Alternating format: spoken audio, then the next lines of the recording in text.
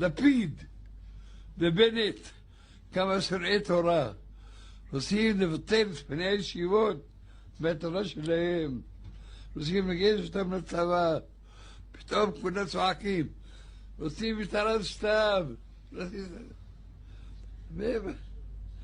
אם הוא היה תמיד חכם באמת, היו שונאים אותו. קוראים אותם בית היהודי, מושכים נפשות, שיחשבו שהם דתיים, וכולם רשעים, שונאי תורה, שונאי מצוות, רוצים לעשות תחבורה ציבורית בשבת. לא שבירת שבת, איזה דתי מחלל שבת, וגורם לאחרים לחיים שבת, חוטא ומחטיא. רוצים לעשות תערבות.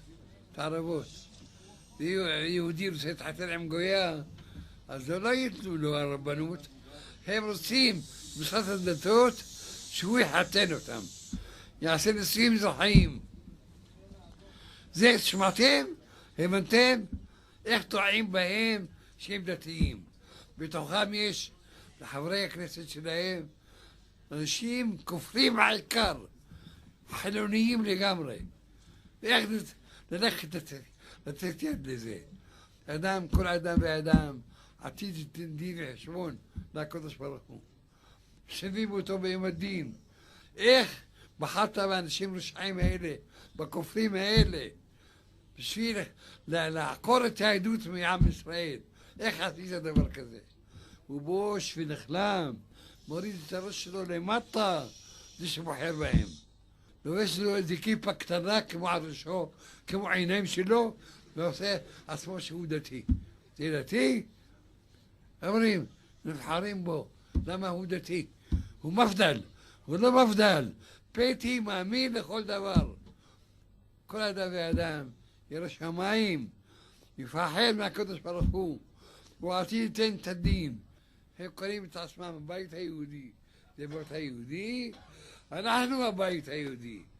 יש לנו מזוזה, מועצת חכמי התורה. כן, יש לנו, ברוך השם, בית שלנו פתוח לרווחה, מקבלים כל עם ישראל. בית ישראל ברכו את השם. במה יהיה? שיחזקו את התורה, יחזקו את המצוות, מעשים טובים. הקדוש ברוך הוא יזכה אותם, שגם ביניהם יהיו תלמידי חכמים, גם ביניהם יהיו צדיקים וישרים. אמן. יזכו לתורתם, חופתם, שמחתם, אמן ואמן. יזכו לשנים רבות, נעמות וטובות.